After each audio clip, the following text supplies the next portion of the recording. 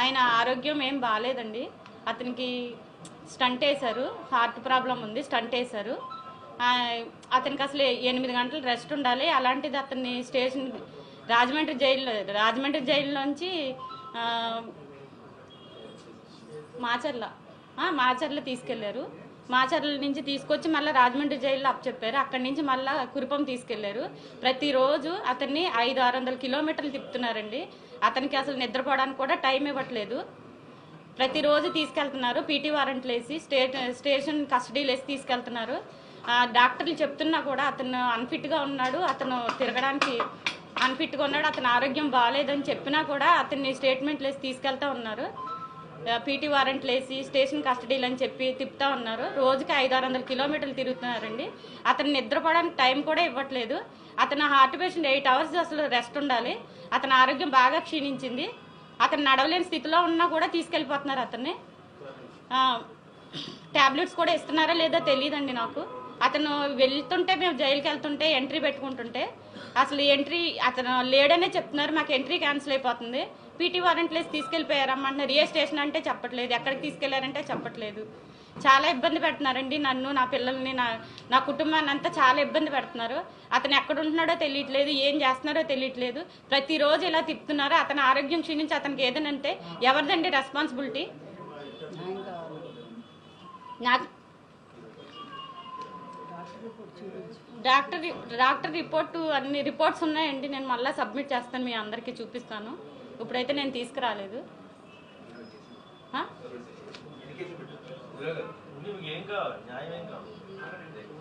అతని మీద ఎందుకు కేసులు పెట్టారండి, దేనివల్ల కేసులు పెట్టారు అవన్నీ చూపించండి నాకు. అతను సోషల్ మీడియా అంటే పోస్టులు పెడతారండి. మార్పింగ్ ఏమైనా చేశారా? అతను ఏమైనా అసభ్యకంగా రాశాడు, అసభ్యకరంగా అశ్లీలంగా ఏమన్నా ఉన్నాయా పోస్టుల్లో? ఒకసారి చూపియండి. ఎందుకు పెడుతున్నారు ఇన్ని సెక్షన్లు ఎందుకు పెడుతున్నారు అతని మీద?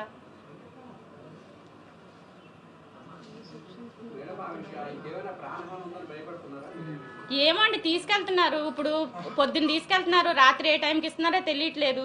ఇంటి దగ్గర నుంచి అరెస్ట్ చేస్తుంటే నేను ఫాలో అవుతున్నాను, అందుకని నన్ను కట్ చేశారు. జైల్లో పెడుతున్నారు. జైల్లో అయినా ఉంచుతున్నారా?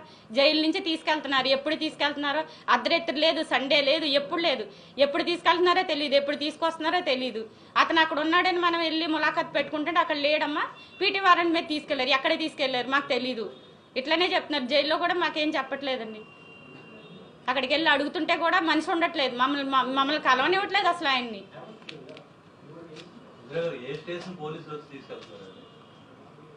ఏ స్టేషన్ అని లేదండి.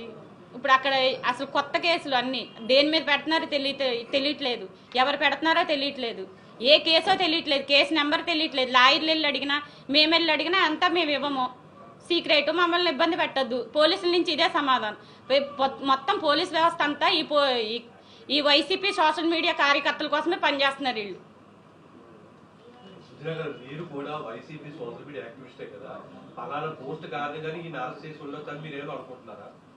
పోస్టులు ఏవేవో చూపిస్తున్నారండి. అక్కడ మార్పింగ్ అంటున్నారు, అశ్లీలత అంటున్నారు. మరి టీడీపీ అని ఏదో పేజీ ఉంది వీళ్ళది. మరి వాళ్ళ దాంట్లో ఏమి అసభ్యకంగా అశ్లీలంగా ఉన్నాయి కదండి, వాళ్ళు మేము పెట్టచ్చా కేసులు? గత ప్రభుత్వ హయాంలో సోషల్ మీడియా యాక్టివిస్ట్ మీద కేసులు పెట్టారు, అందుకే కూటమి ప్రభుత్వం ప్రతీకార చర్యలు పాల్పడుతుంది అనుకుంటున్నారా? గత ప్రభుత్వం పెట్టింది నాకు తెలియదండి. నేను అసలు ఇలా మీడియాలో అసలు నేను ఎప్పుడు రాలేదు. మా వారిని అరెస్ట్ చేశారు, ఎందుకు చేశారని నేను అడుగుతున్నాను. దానికి సమాధానం చెప్పండి. అసలు ఇప్పుడు ఎన్ని స్టేషన్లు అని కదండి, ఆయన మీద 20 కేసులు ఉన్నాయి. రోజుకొక స్టేషన్ అని తిప్పుతున్నారు, రోజుకో కేసు అని చెప్తున్నారు, పీటీ వారెంట్లు వేస్తున్నారు, స్టేషన్ కస్టడీలు అంటున్నారు. అతన్ని ఒక్క చోట ఉండనివ్వట్లేదు. పోలీసులు ఇబ్బంది అంటే దువ్వాడ సీఎం మల్లేశ్వరరావు అండి. అతను చాలా మిస్బిహేవ్ చేశాడు, చాలా ఇదిగా చేశాడు. నెక్స్ట్ రాజమండ్రి సిఐ బాజీలాల్, అతను కూడా అంటే వాళ్ళు గవర్నమెంట్లో పనిచేస్తున్నారో టీడీపీకి చొక్కాలు వేసుకుని పనిచేస్తున్నారో నాకు తెలీదు. వాళ్ళు మొత్తానికి టీడీపీ వాళ్ళు ఏదైతే చెప్తున్నారో అదే చేస్తున్నారు. కొట్టడం అంటే ఆయనకి కాలు ఇన్ఫెక్షన్ అయిందండి, అతనికి రాడ్స్ వేసారు, యాక్సిడెంట్ అయింది. ఆ ఇన్ఫెక్షన్ వేసిన దాని దగ్గర మొన్న సిఐ తోసేస్తే అతనికి చీమ్ పట్టేసింది కాలు. అతను షుగర్ పేషెంట్, హార్ట్ పేషెంట్, ఏం చేస్తున్నారో తెలియట్లేదు. అతను ఇంతవరకు నాకు చూపించలేదండి. అంటే గత ప్రభుత్వంలో పోస్టులు పెట్టే సమయంలో మీకు ఏమైనా తెలుసమ్మా ఏ పోస్టులు పెట్టారో లేకపోతే ఏంటని మీరు ఏమైనా వారించడం నాకు ఏం చేశారా? తెలియదండి, నేను పోస్టులో అని నేను చూడం కదా మేడం. ఇప్పుడు వీటికి సంబంధించి మరి పోలీసు ఉన్నతాధికారులు ఏమన్నా ఈ విద్య విషయంపై మాట్లాడడం జరిగిందా? వాళ్ళు ఎలా రెస్పాండ్ అయ్యారు? ఇంతవరకు నేను ఎవరిని కలవలేదండి, మాట్లాడలేదు.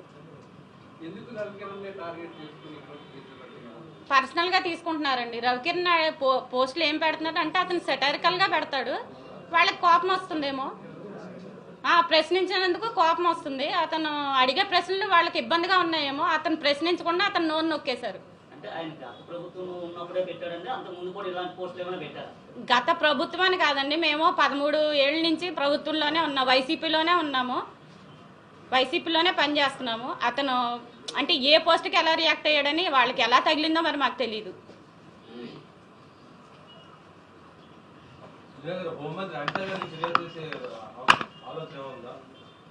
మీరు ఎప్పటి వరకు హోమ్ మినిస్టర్ ఏమైనా కలవడం జరిగిందమ్మా? హోమ్ మినిస్టర్ కానీ లేకపోతే డీజీపీని కానీ ఇక్కడ ఉన్నటువంటి సిపిని కానీ? ఎవరిని నేను కలవలేదండి, ఎవరిని కలవలేదు.